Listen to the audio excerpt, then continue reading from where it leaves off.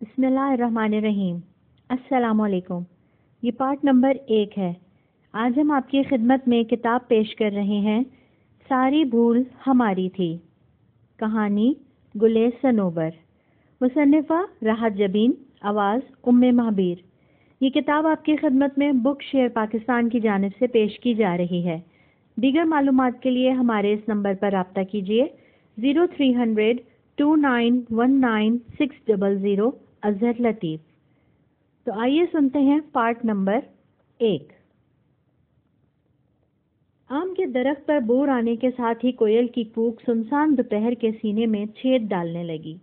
اس کی کتنی کوشش تھی کہ وہ صاحب آواز کو دیکھ لے، مگر ناکام۔ پھر وہ سفید پلیٹ میں نیچے گرے فال سے اکٹھے کرتی، گردن اٹھا اٹھا کر درخت کی شاخیں کھوجا کرتی۔ آم پر بور آتا تو شہد کی مکھیاں ہلہ بول دیتی، بچوں کو ادھر آنے کی ممانعت ہوتی، مگر وہ چپکے سے کچن کا پچھلا دروازہ کھول کر پچھلے برآمدے میں نکل آتی۔ آم کا بور جھڑتا ننھی منی انبیاں اس کی جگہ لے لیتی، فرح اور زیبا کی موج ہو جاتی، وہ کچی کھٹی انبیاں کچر کچر کھاتی۔ خواتین ڈائجسٹ میں نئی آنے والی رائٹر ہما کوکب بخاری کے ناول اور بشرا رحمان کے ناول پڑھتی رہتی اور بیلا کے دانت خواہ مخواہ کھٹے ہوتے رہتے۔ اسے انبیاں کبھی اچھی نہ لگی تھیں، بس آموں کے پکنے کا انتظار کرتی۔ پھر کبھی کوئی آم پٹ سے پکے فرش پر گرتا اور پھٹ جاتا تو اس کی دوڑ لگ جاتی۔ بچپن بیت گیا، مگر اس رسیلے پختہ آم کا ذائقہ آج بھی اس کے لبوں پر تازہ تھا۔ پھر بڑی امی آگے بڑھتی، جو بیلا کی تائی بھی تھی اور خالہ بھی۔ کچا پھل درخت سے اترتا، لکڑی کی پیٹیوں میں بند کر کے پال ڈال دی جاتی۔ پیٹیاں اسٹور میں، چابی بڑی امی کے بٹوے میں۔ تھوڑے دنوں میں سبز پر پیلا رنگ غالب آنے لگتا تو پکے آموں کی خوشبو اسٹور کی کھڑکیوں، دروازوں کی درزوں سے پھوٹتی کچن تک آنے لگتی۔ ذکی، فیضان اور سفیان کی آنکھوں آنکھوں میں اشارے ہوتے اور بڑی امی سارے گھر میں اسٹور کی چابی ڈھونڈتی پھرتی، جو کبھی وہاں سے نہ ملتی جہاں انہوں نے رکھی ہوتی، اور جب اسٹور سے پیٹیاں نکلتی تو ایک ہاتھ پیٹی خالی ہی ہوتی۔ جب تک دادی زندہ تھے، ایسے میں پچھلے برآمدے میں پلنگ پر آ بیٹھتے، کسی کو ٹب لینے بھگایا تو کسی کو برف لینے، بڑے سے ٹب میں آم بھگو کر خود نگرانی کرتے۔ نہ ابھی ان کی گرمی نکلنے دو، بڑی بہو کچی لسی کا ڈول تو بنا لاؤ۔ ٹب کے پہلو میں کچی لسی کا سرخ ڈول رکھا جاتا، پھر سب کو آوازیں پڑتی۔ ذکی، فیضان اور سفیان داجی کا خوب ہی مقابلہ کرتے۔ فرح اور زیبا کی کوشش ہوتی زیادہ سے زیادہ آم چھپا کر خفیہ ٹھکانے تک پہنچا دیں، تاکہ بعد میں اطمینان سے کھائے جا سکیں، ورنہ لڑکوں کی اسپیڈ کا مقابلہ کون کر سکتا تھا۔ عاشر اور بیلا چھوٹے ہونے کی بنا پر ایک آم ہاتھ میں لیے عقب میں بیٹھے گٹھلی چوستے رہتے۔ پھر وہ تھی جو سب میں موجود ہونے کے باوجود کہیں نہ ہوتی۔ پھر داجی کو اپنے عقب میں بیٹھے وجود کا احساس ہوتا تو پکار اٹھتے، گلِ صنوبر تم بھی لو نا، مگر اسے خود سے ہاتھ بڑھا کر لینے کی عادت کہاں تھی، بس دوپٹے میں چھپی مسکراتی جاتی۔ کوئی ہاتھ میں تھما دیتا تو وہ ہاتھ ہی میں پکڑا رہ جاتا۔ وہ چپکے سے عاشر اور بیلا کی سمت اس کو بڑھا دیتی، اور بیلا کو تو وہی آم اچھا لگتا تھا جو درخت سے ٹپکا ہو۔ نہ جانے کیوں اسے سب کے درمیان بیٹھ کر کھانے کی عادت ہی نہ تھی، حالانکہ پھل کسی بھی موسم کا ہو اسے بے حد مرغوب تھا۔ اس لیے بڑی امی اگر اس کا حصہ رکھنا بھول بھی جاتی تو امی کبھی نہیں بھولتی تھیں۔ پھر داجی سب کو لائن میں کھڑا کر لیتے۔ آموں کی تاثیر گرم ہوتی ہے اور کچی لسی اس گرمی کا توڑ ہے۔ بیلا کو یہ دودھ، پانی اور نمک سے بنی لسی زہر لگتی تھی، سو فوراً ہی کھسک لیتی، مگر اس کا ہاتھ عاشر کے ہاتھ میں جکڑا جاتا، جو اس سے پورے 3.5 سال بڑا تھا اور گھر میں واحد بیلا تھی جس پر وہ اپنے بڑے پن کا روب جما سکتا تھا۔ داجی سے شکایت لگائی جاتی اور اسے پھر سب کے سامنے کھڑے ہو کر پورا گلاس پینا پڑتا۔ پھر ذکی بھیا ہاتھ منہ صاف کرتے کھڑے ہو جاتے۔ اچھا مامی، ہمارا حصہ ہمارے گھر پہنچا دیجیے گا۔ اور ان کا گھر 8 سیڑھیاں عبور کر کے اوپر والا پوشن تھا، جہاں بیلا کی بیوہ پھپھو اپنے 2 بیٹوں ذکی اور عاشر اور بیٹی مریم کے ساتھ قیام پذیر تھیں، جبکہ نچلے پوشن میں دونوں بھائی داجی کی وفات کے بعد بھی باہم شیر و شکر رہ رہے تھے۔ کہ ان کی بیویاں آپس میں بہنیں بھی تھیں، سو روایتی دیورانی جٹھانی والی رقابت درمیان میں آئی ہی نہیں۔ وہ بڑی امی کہلائیں تو یہ چھوٹی امی، وہ بڑے ابو تو یہ چھوٹے ابو، سب سے بڑی گل صنوبر، پھر سفیان بھیا، فیضان بھائی اور آخر میں زیبا۔ چھوٹے ابو اولاد نرینہ سے محروم رہے۔ وہ دو ہی بہنیں تھیں، فرح اور بیلا۔ پھر یوں ہوا کہ ذکی بھیا کو اپنی تایا ذات شائستہ بھا گئیں۔ وہ خاندان کی پہلی لڑکی تھیں جو MBA کر رہی تھیں، خوبصورت، طرح دار، اعلیٰ تعلیم یافتہ، فرفر انگریزی بولتی اور جدید فیشن سے آراستہ شائستہ کے سامنے خاندان کی ساری لڑکیاں پانی بھرتیں اور بے حد معمولی دکھائی دیتیں۔ پھر ذکی بھیا بھی تو ایسے ہی تھے، ایک دم دراز قامت، جاذب خد و خال، ہالی ووڈ کے ہیرو جیسے، شاندار، اعلیٰ تعلیم یافتہ اور مزید تعلیم کے لیے باہر جانے کے لیے کوشاں۔ اب پھپھو کی بھلے اپنے جیٹ جٹھانی سے کبھی نہ بنی ہو، مگر شائستہ اور ذکی کی ایک دوسرے کی ٹکر کے تھے۔ سو دونوں کی شادی ہوئی اور دونوں باہر جا بسے، اور ایسے بسے کہ پھر کبھی لوٹ کر نہ آئے۔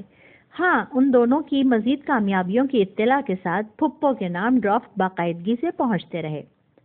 مریم بیاہ کر جدہ چلی گئی۔ عاشر نے اپنے لیے آرمی کا شعبہ پسند کیا۔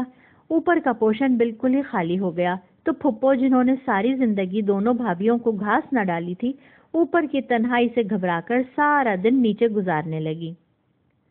سفیان اور فیضان کے لیے خاندان ہی سے دلہنیں پسند کی گئیں۔ فرح کو اس کے ماموں نے مانگ لیا۔ دونوں کی شادی 6 ماہ قبل ایک ساتھ ایک ہی دن ہوئی۔ فیضان کے ولیمے والے دن زیبا کی بارات تھی۔ داجی دنیا سے رخصت ہوئے اور آم کے پیڑ نے پھل دینا بند کر دیا، تو ایک دن اس کو کٹوا دیا گیا۔ مگر اب بھی کالونی میں آم کے درختوں پر بور آتا تو اس کی گھنی شاخوں میں کوئل کوکتی چلی جاتی۔ مگر یہ کس کو پکارتی ہے؟ دور دیس میں بسنے والی سکھیوں کو آواز دیتی ہے۔ فرح زیبا کو بہت یاد کرتی تھی۔ آنے والے ساون کی راہ دیکھتی ہے۔ ساون کی یا ساجن کی؟ ایک معنی خیز سرگوشی، شرارتی ہنسی۔ نہیں، کسی کے ہجر میں کر لاتی ہے۔ اور پاس بیٹھی گلے صنوبر گھبرا کر فریم ہاتھ سے رکھ کر یوں دوپٹے کی بکل میں چھپتی جیسے گھنی شاخوں میں کوئل۔ اسے لگتا اس کا وجود کوئل کی کوک میں ڈھل کر آنے والے ساون کی راہ دیکھتا ہے یا کسی کے ہجر میں کرلا رہا ہے۔ یہ کرلاہٹ زیادہ بڑھتی تو وہ وضو کر کے پنسورا کھول لیتی، اس کا وجود آم کی گھنی شاخوں میں بدل جاتا۔ بالکنی کا دروازہ کھلا تو تازہ ہوا کے جھونکے کے ساتھ کوئل کی کوک کمرے میں چکرانے لگی۔ اسے ابھی اور سونا تھا، سو تکیے میں سر گھسا دیا، مگر تکیہ بھی کھینچ لیا گیا۔ اٹھ جاؤ ورنہ مزیدار ناشتے سے محروم رہ جاؤ گی۔ کیوں؟ سونیا بھابھی میکے سے واپس آ گئیں۔ اس نے کسل مندی سے کروٹ بدلی۔ ہاں، رات کو فیضان بھائی جا کر لے آئے تھے۔ تم تو کھانا کھا کر یوں مدہوش ہوئی کہ ساری رات کروٹ بھی نہیں بدلی تم نے۔ فرح کمرے میں بکھری چیزیں سمیٹ رہی تھی، رسالے، واک مین، برش، واٹر کلرز، نائٹ کریم۔ وہ سرت سے ہر چیز ٹھکانے لگا رہی تھی۔ بیلا نے اپنے بکھرے بال سمیٹ کر تکیہ گود میں رکھا اور باہر جھانکنے لگی۔ اسے یہ کمرہ اور اس کا یہ نظارہ ہمیشہ سے بے حد پسند تھا، جہاں بیڈ پر بیٹھ کر باہر دور تک پھیلے درختوں کا نظارہ ہو سکتا تھا۔ اس نے کھڑکیوں سے پردے ہٹا دیے۔ سامنے 2 رویا درختوں میں گھری سڑک بے حد سیاہ محسوس ہوتی۔ کالونی کے درختوں، خوبصورت گھروں کی چھتوں پر ایک روشن خوشگوار صبح کا آغاز ہو چکا تھا۔ ایک اچھے دن کا آغاز۔ امتحانوں کی طویل تھکا دینے والی روٹین کے بعد اس نے خود کو بے حد تر و تازہ اور بشاش محسوس کیا۔ نیچے کچن میں ہنگامہ بپا تھا۔ شن کی آواز سے پوری گھی میں پڑتی اور سوندھی سوندھی مہک سارے گھر میں منڈلانے لگتی۔ پوریاں بنانے میں جو مہارت سونیا کو تھی کسی کو نہ تھی۔ کسی بیلن کی ضرورت نہیں، بس ہاتھ سے جھٹک کر گھی میں اور نرم خستہ پوری تیار۔ ایک کڑھائی میں خوشبودار میوے والا حلوہ، دوسری میں آلو کی بھجیا اور ایک چولہے پر الائچی والی چائے دم پر۔ سونیا سلیقے سے دوپٹہ اوڑے چولہوں کے گرد چکرا رہی تھی اور پوریوں کے لیے بےتاب افراد خانہ جہاں جہاں سما سکے سما گئے، کچھ ناشتے کی میز کے گرد تو کچھ نیچے پیڑیوں پر۔ بیلا دروازے میں ہی ٹھٹک گئی۔ پوری کا نوالا بناتے ہاتھ رکے اور عاشر نے چمکتی براؤن آنکھوں کے ساتھ دروازے میں استادہ بیلے کی کلیوں سی نازک لڑکی کو دیکھا جس کے چہرے پر تحیر آمیز سادہ سی خوشی رقم تھی، جبکہ براؤن آنکھوں میں جہان شوق امڈ آیا تھا۔ تم کب آئے؟ وہ اس سے پورے 3.5 سال بڑا تھا، مگر گھر کے 2 چھوٹے افراد ہونے کی بنا پر ساری زندگی خود کو مظلوم عوام سمجھتے رہے دونوں میں بچپن سے بلا کا ایکا رہا۔ اس کے آنسو پوچھنے کے لیے عاشر کو گڑیاں کھیلنی پڑی تو عاشر کو بوریت سے بچانے کے لیے بیلا کو بیٹ بھی پکڑنا پڑتا۔ تم ٹھیک ٹھاک نکمی ہو، دیکھو ناشتے کے لیے بھابھی کو ان کے میکے سے لانا پڑا، گویا وہ رات ہی میں آ گیا۔ خیال سے نکمے پن کا یہ تانا صرف مجھے نہیں باقی سب گھر والوں کو بھی لگے گا۔ او ہو، بچی تو سیانی ہو گئی ہے۔ اب تم سیٹ خالی کرو، بچی نے بھی ناشتہ کرنا ہے۔ ارے ایک ساتھ کئی آوازیں اس کی بد تہذیبی و بدتمیزی پر ابھری، جبکہ وہ سعادت مندی سے اٹھا۔ ایک فوجی سلوٹ اسے پیش کیا اور جگہ خالی کر دی۔ وہ پوری تمکنت اور وقار کے ساتھ خالی جگہ پر بیٹھ گئی۔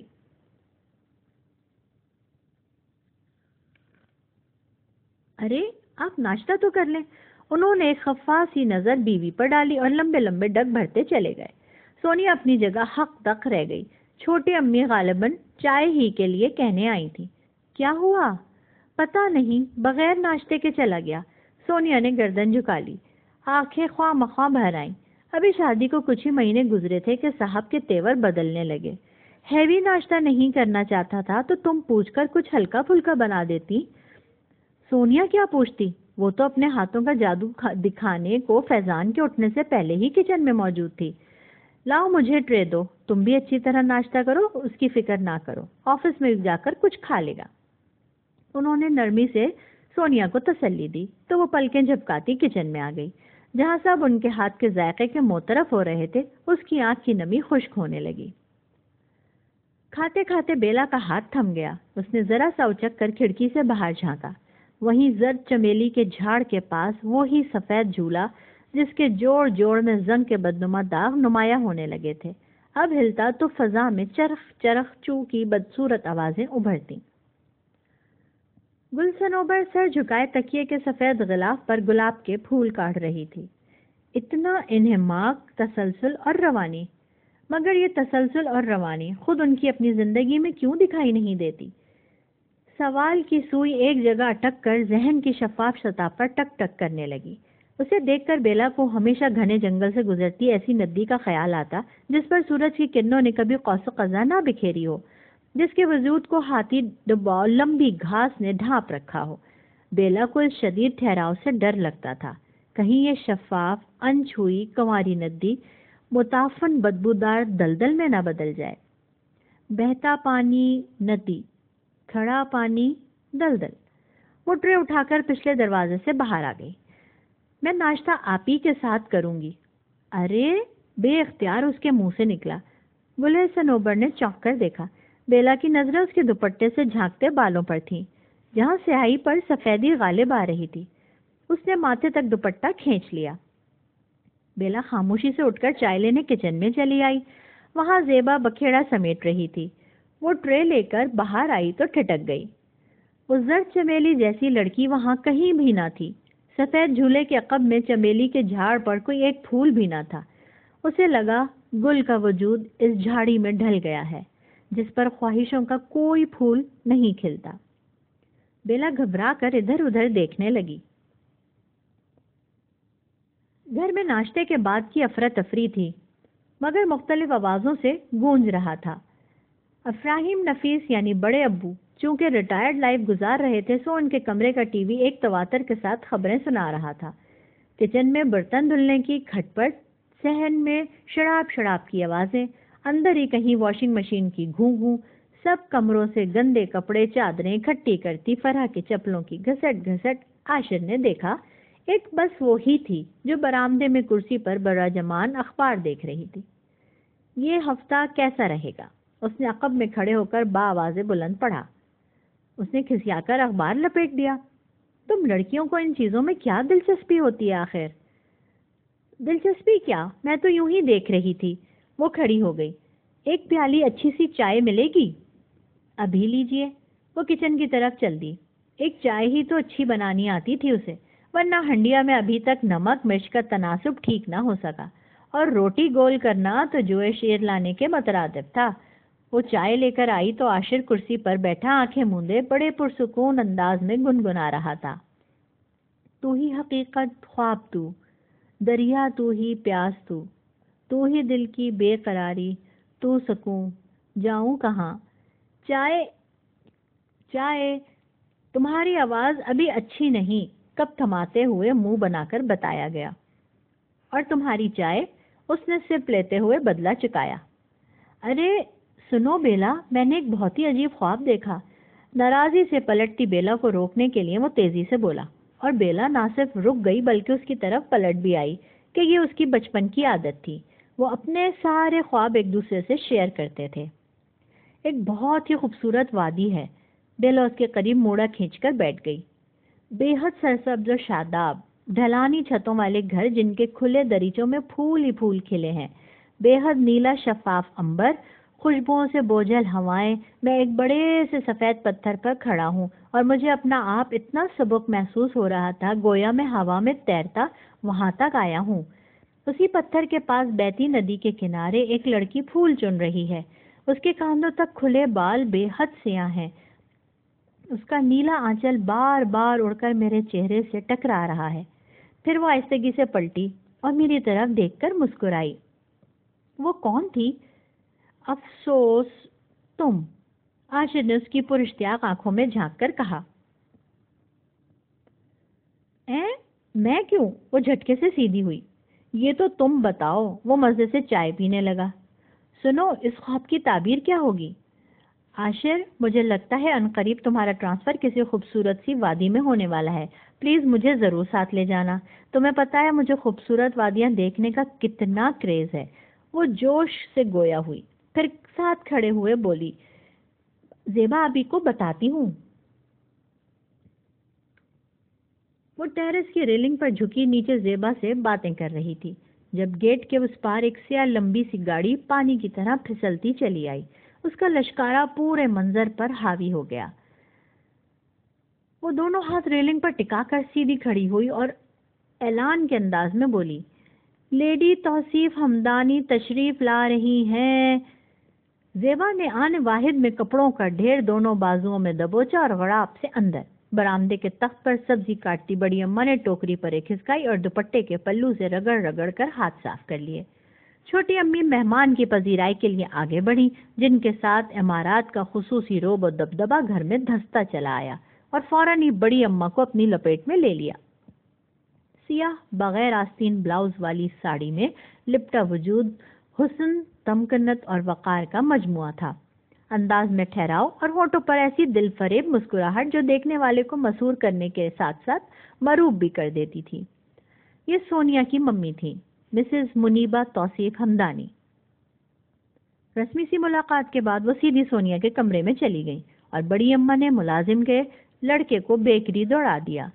دنیا جہان کے لوازمات جن کے بارے میں سب جانتے تھے کہ ان میں سے صرف کولڈ ڈرنک کے 1-2 سپ ہی لیے جائیں گے، تو پھر کیا ہوا؟ آخر وہ اس گھر کی بہو کی ماں اور ان کی سمدھن تھی۔ چھوٹی امی کے چہرے پر تفکر کی ہلکی سی لکیریں تھیں۔ انہوں نے سونیا کی آنکھوں کو سرخ دیکھا تھا اور ناشتے کے بعد سے وہ کمرے سے باہر بھی نہیں نکلی تھی۔ پون گھنٹے بعد جب ناشتے کے تمام لوازمات میں سے حسب توفیق کولڈ ڈرنک کے چند سپ لینے کے ساتھ ہی وہ رخصت ہوئیں، انہوں نے اپنے اندر طمانینت کا احساس ابھرتے دیکھا تو حیرت سے خود سے سوال کیا، کیا میں بھی ان سے مروب ہو گئی ہوں؟ عاشر نے کھڑکی کھول کر نیچے جھانکا۔ یہ کھڑکی پچھلے صحن کی طرف کھلتی تھی اور اس میں سلاخیں بھی نہیں تھیں۔ وہ وہیں جھولے کے پاس چوکی پر بیٹھی تھی اور گلے سنوبر اس کے بالوں میں تیل کی مالش کر رہی تھی۔ نہ جانے کون سے قصے تھے جو وہ اسے سنائی جا رہی تھی، اور باتیں کرتے ہوئے حسب عادت اس کے دونوں ہاتھ متحرک تھے۔ لاکھ ٹوکنے کے باوجود وہ آدھی باتیں ہاتھوں کے اشارے سے کیا کرتی۔ عاشر ہمیشہ اسے چھیڑتا، کیا انٹینا ہلائے بغیر تمہاری آواز صاف نہیں آتی؟ تو کبھی کہتا، اس کے ہاتھ باندھ دو تو یہ بات کرنا ہی بھول جائے گی۔ لڑک پن میں ایسی ہی باتوں پر ان دونوں کی لڑائی ہو جایا کرتی تھی۔ عاشر نے اپنے ہاتھ کی طرف دیکھا. انگلیوں کی پوروں میں اس کی خواہش دبی تھی یا دل دھڑکتا تھا. اس نے ادھ کھلے گلاب کو لبوں سے چھو لیا. اسے ابھی واپس جانا تھا اور وہ چاہتا تھا جانے سے پہلے اپنی اصلاح پرواسی کزن کو بتائے. دن ہو یا رات، کوئی بھی موسم ہو، کیسی بھی روٹین ہو، جانے انجانے وہ اسی کو سوچنے لگا تھا. وہ چمیلی کی خوشبو جیسی لڑکی کب اس کے حواسوں پر چھاتی چلی گئی، خود عاشر کو بھی خبر نہ تھی، اور وہ اس سے پوچھنا چاہتا تھا کیا یہ محبت ہے. اس نے کھڑکی بند کی اور خود اس کمرے میں آ گیا جو زیبا اور بیلا کا مشترکہ تھا. بیلا کی ساری کتابیں ایک ترتیب سے الماری میں لگی تھیں، مگر ایک کتاب بیڈ کی سائڈ پر اوندھی پڑی تھی. عاشر نے ہاتھ بڑھا کر کتاب اٹھا لی. پہلا صفحہ کھولا. اس پر بیلا کا نام جگمگا رہا تھا. یہ کتاب پچھلی برتھ ڈے پر اس کی کسی سہیلی نے گفٹ کی تھی. عاشر نے ٹائٹل پر نگاہ دوڑائی. خانہ بدوش. ایک ہلکی سی مسکراہٹ اس کے لبوں پر بکھر گئی. میں بھی تو خانہ بدوش ہوں، مگر یہ خانہ بدوشی مجھے راس نہیں آئی. اب کوئی ٹھکانا چاہتا ہوں. اس نے وہ ادھکھلا گلاب کتاب میں رکھا اور کتاب بند کر کے تکیے کے نیچے رکھ دی. وہ نہیں چاہتا تھا بیلا سے پہلے کسی کی نظر اس کتاب پر پڑے، اور جب وہ اس کتاب کو تلاشے گی اور کھولے گی تو ایک خوشگوار سے تصور کے ساتھ وہ تیزی سے باہر نکلتا چلا گیا. زیبا کب سے نیٹ پر چیٹنگ میں مصروف تھی اور وہ موبائل پر اپنی سہیلیوں کے ساتھ میسجنگ میں. پھر اکتا کر موبائل ایک طرف رکھ کر زیبا کو دیکھنے لگی. اس کے ہونٹوں پر پھیلی مدھر مسکان انکہے افسانے سنا رہی تھی. فہد بھائی ہیں؟ زیبا کی مسکراہٹ گہری ہوئی. میرا بھی سلام لکھ دو. لکھ دیا. وہ بڑی بے توجہی سے بولی. 2 گھنٹے سے تم چیٹ کر رہی ہو، آخر وہ کون سی باتیں ہیں جو ختم ہی نہیں ہو رہی؟ زیبا کے انداز سے وہ ذرا سی جیلس ہوئی. تم ابھی بچی ہو، اور یہ فہد بھائی وہاں پڑھنے کا بہانہ کر کے بیٹھتے ہیں. سارا وقت تو تمہارے ساتھ باتوں میں گزر جاتا ہے. تم کیوں جیلس ہو رہی ہو؟ وہ ہنسی. میں کیوں جیلس ہوں گی؟ ایسی ہی بےتابی تھی تو تمہیں بھی ساتھ لے جاتے. نکاح تو ہو گیا تھا. سویٹی، یہ محبت کے معاملے تمہاری سمجھ میں نہیں آئیں گے. اس دوری میں بھی نزدیکیاں ہیں. اس نے غالباً فہد کو گڈ نائٹ لکھ دیا تھا. تبھی کمپیوٹر شٹ ڈاؤن کر کے کلینزر اٹھایا اور اپنے بیڈ پر آ کر بیٹھ گئی. اتنی تو فریش اسکن ہے، پھر بھی رگڑے لگاتی رہتی ہو. اسی لیے فریش ہے. وہ ہنسی. جب بھی اس کی فہد سے بات ہوتی، ہنسی بات بے بات لبوں سے پھوٹتی رہتی. وہ واپس کب آئیں گے؟ اوائل سرما میں. پھر فوراً تمہاری رخصتی ہو جائے گی. بیلا آلتی پالتی مار کر بیٹھ گئی. ظاہر ہے. ایک بات تو بتاؤ، کیا یہ ضروری ہے کہ جس بندے کے ساتھ شادی ہو اس کے ساتھ محبت بھی ہو جائے؟ وہ دونوں ہاتھوں کے پیالے میں چہرہ سجاتے ہوئے معصومیت سے سوال کر رہی تھی، کیونکہ وہ جانتی تھی اگرچہ فہد ان کا رشتہ دار ہی تھا، مگر زیبا اور اس کی بے تکلفی نکاح کے بعد ہی شروع ہوئی تھی. اب دونوں کا یہ حال تھا کہ ایک دوسرے سے بات کیے بنا نیند ہی نہیں آتی. اللہ تعالیٰ نے اس رشتے میں قدرتی کشش رکھی ہے بیلا ڈیئر. اگر تمہارا نکاح فہد کی جگہ کسی اور سے ہوتا تب بھی تم اس سے ایسی ہی محبت کرتی. اللہ نہ کرے. کیا بے تکے سوال کر رہی ہو؟ زیبا نے دہل کر کہا اور کلینزر واپس ڈریسنگ ٹیبل پر رکھ دیا. تم سچ مچ ان سے محبت کرنے لگی ہو؟ بیلا مسکرا دی. اب لائٹ بند کر دوں؟ اس نے جواب دینے کے بجائے سوال کیا. کر دو. میں نہیں چاہتی تمہارے خواب ڈسٹرب ہوں. ویسے خواب سینسر پالیسی کو مد نظر رکھ کر دیکھتی ہو نا؟ بیلا نے شرارت سے پوچھا. ہمارے تو اب ڈراموں میں بھی کوئی سینسر پالیسی نہیں رہی. تم خوابوں کی بات کرتی ہو. زیبا نے لائٹ بند کی تو وہ بھی تکیہ کھینچ کر لیٹ گئی. تبھی ہاتھ کتاب سے ٹکرایا. اس نے کروٹ بدلی اور کتاب کو اندھیرے میں شیلف میں گھسا دیا. کبھی کچھ باتیں انکہی ہی رہ جاتی ہیں. گلاب کی خوشبو کتاب کے صفحوں میں مقید ہو کر رہ گئی. زیبا کے لاکھ اکسانے کے باوجود وہ اس کے ساتھ انسٹیٹیوٹ جانے پر رضامند نہ ہوئی، جہاں فرح مختلف قسم کے کورسز کر کے ٹائم پاس کر رہی تھی. اسے تو گھر میں رہ کر سونیا بھابھی سے مختلف چائنیز، اٹالین اور انگلش کھانے پکانا سیکھنا تھے. گل آپی سے کشیدہ کاری سیکھنا تھی. اس کے آگے پڑھنے کا کوئی ارادہ نہ تھا، اور اس کے اس فیصلے کو سب سے زیادہ عاشر نے سراہا. وہ جو اپنی سخت ترین روٹین میں بھی سوچتا، جب اس نے کتاب میں کھلا گلاب دیکھا ہوگا تو کیا سوچا ہوگا، اور فون پر اس کے لہجے میں کچھ الگ، کچھ اسی محسوس کرنے کی کوشش کرتا رہا، مگر وہاں تو وہی لاپرواہی اور ازلی بے نیازی تھی. بس جلدی جلدی باتیں کی اور ریسیور پھپھو کو تھما دیا۔ یہ تک نہ پوچھا کہ عاشر تم کب آؤ گے، یا ہم سب تمہیں بہت یاد کر رہے ہیں۔ وہ خود ان فقروں میں اپنے مطلب کی بات چن لیتا، مگر بیلا کو تو سونیا بھابھی سے بریانی کی پوری ترکیب سیکھنا ہی تھی، اور بریانی کا مسالہ تیار کرتے ہوئے دونوں کو خبر بھی نہ ہوئی کب گیٹ پر سیاہ گاڑی رکی، کس نے دروازہ کھولا اور کب مسز منیبہ توصیف حمدانی ان کے سر پر آ کھڑی ہوئی۔ چھوٹی اور بڑی امی دونوں کسی کی عیادت کے لیے گئی ہوئی تھیں۔ مما، سونیا ٹھٹکی، پھر پذیرائی کو آگے بڑھی۔ یہ اتار کر کمرے میں آؤ۔ ان کا اشارہ ایفرن کی طرف تھا۔ خود وہ تیزی سے پلٹ کر اس کے بیڈ روم میں چلی گئی۔ فضا میں کچھ لمحے ان کی ہیل کی ٹک ٹک گونجتی رہی، پھر سونیا کو ہوش آیا۔ اس نے ایپرن اتارا، ہاتھ دھوئے اور ان کے پیچھے لپکی۔ اب میں کیا کروں؟ بیلا نے اناڑی باورچی کی طرح ادھر ادھر پھیلے سامان کو دیکھا، پھر خیال آیا یوں ہاتھ لٹکانے سے کچھ نہ ہوگا۔ عزت ماں مہمان کی خاطرداری کرنا ہے اور گھر میں اس کے سوا کوئی نہیں ہے۔ سنیا بھابھی بھی اپنے میکے گئی تھی۔ اس نے فریزر سے کباب نکال کر باہر رکھے، خود کرسٹل کے نفیس گلاس میں کولڈ ڈرنک لے لی، مگر سونیا بھابھی کے کمرے میں داخل نہ ہو سکی کہ وہاں ماحول کچھ اور تھا۔ یہ کمرے کی حالت کیا بنا رکھی ہے؟ مما، آج ملازمہ ابھی تک نہیں آئی تو؟ وہ گڑبڑا کر کمبل طے کرنے لگی۔ ملازمہ نہیں آئی یا تمہیں کچن سے فرصت نہیں ملی؟ اپنا حلیہ دیکھا تھا؟ وہ کسی انسپیکشن آفیسر کی طرح ہر چیز کو جانچ رہی تھی۔ سونیا نے کچھ جھنجھلا کر کمبل چھوڑا۔ کیا ہوا مما؟ سب کچھ ٹھیک ٹھاک تو ہے۔ تم نے فیضان سے بات کی؟ کس بارے میں؟ وہ لب بھینچے بیٹی کو گھورتی رہی۔ سونیا بیڈ پر بیٹھ گئی۔ سنو، دیکھو بیٹا، میں تمہاری دشمن نہیں ہوں۔ انہوں نے قریب بیٹھتے ہوئے نرمی سے اس کے بالوں پر ہاتھ پھیرا۔ کیا تمہیں ابھی تک احساس نہیں ہوا کہ تم نے کیا کچھ کھویا ہے؟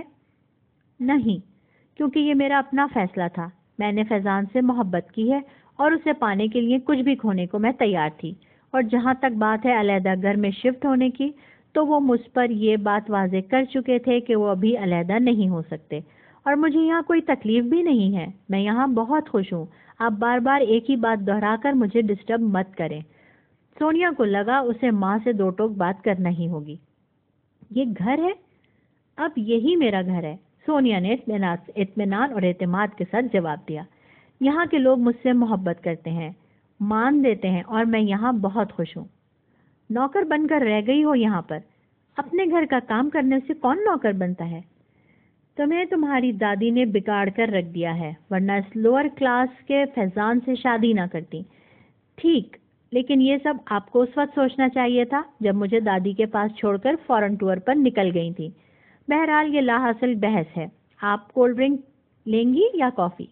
تبھی باہر کھڑی بیلا کو ہوش آیا تو وہ ہڑبڑا کر اندر داخل ہوئی۔ انہوں نے ایک اچٹی سی نگاہ اس پر ڈالی۔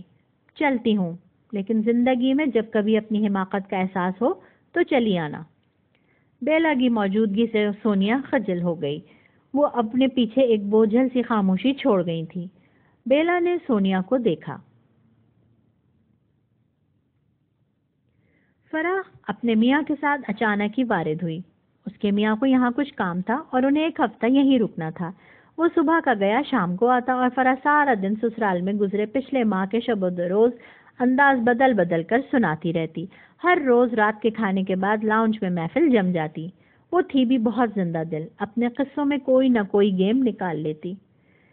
سنیا ابرار کو سلانے کے بہانے اٹھ جاتی، گلے صنوبر عشاء کے بعد نوافل اور تسبیحات میں مشغول ہو جاتی۔ ایسے میں سونیا اپنی بامروت طبیعت کی بنا پر پھنس جاتی۔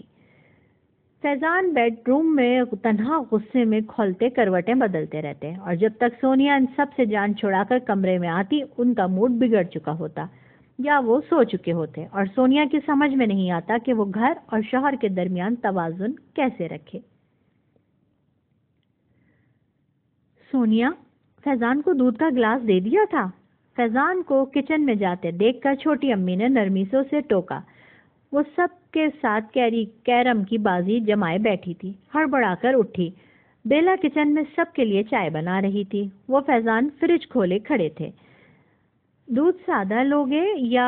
سونیا نے جلدی سے دودھ کا برتن نکالا، مگر فیضان نے جھپٹ لیا۔ رہنے دو، خود ہی لے لوں گا۔ ان کا لہجہ بے حد سرد اور سپاٹ تھا۔ سونیا کی رنگت متغیر ہو گئی، بیلا دانستہ رخ بدل کر مگ نکالنے لگی۔ فیضان نے دودھ گلاس میں نکالا، گلاس مائکرو ویو میں رکھا، پھر اوولٹین کا ڈبہ نکالنے لگا۔ سونیا تیزی سے باہر نکل گئی۔ پارٹ نمبر 1 یہاں اختتام پذیر ہوا۔ کتاب ساری بھول ہماری تھی، کہانی گلِ صنوبر۔ کتاب کا بقیہ حصہ پارٹ نمبر 2 میں سماعت کیجیے۔